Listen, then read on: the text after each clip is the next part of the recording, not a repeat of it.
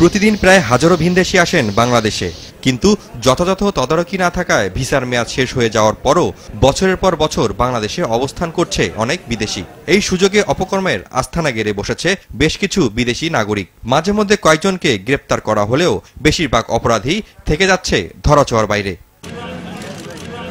এরা প্রথমত দেখা যায় বিভিন্ন ব্যবসা কিংবা ট্যুরিস্ট ভিসা আসার পরে তাদের পাসপোর্টগুলো ফেলে দেয় এবং পরবর্তীতে তাদেরকে সঠিক ঠিকানা এবং নাম তাদের বের করা আমাদের জন্য মুশকিল হয়ে যায়।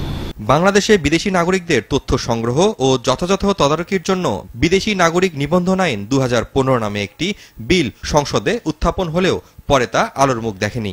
অপরাধ বিজ্ঞানীরা বলছেন এ সুযোগে এক শ্রেণীর ভিনদেশি নানা অপরাধে জড়িয়ে পড়ছে। আবার কারো কারো ভিসার মেয়াদ শেষ হলেও পরিচয় গোপন রেখে ব্যবসা ও চাকরি করছে। এতে বিপুল পরিমাণ রাজস্ব থেকে বঞ্চিত হচ্ছে সরকার।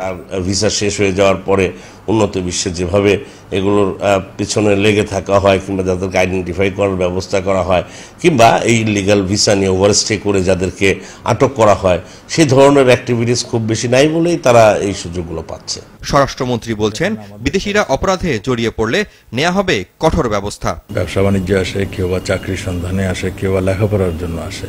এদের মধ্যে 2-4 জন অপরাধ করতেই পারে, এটি স্বাভাবিক।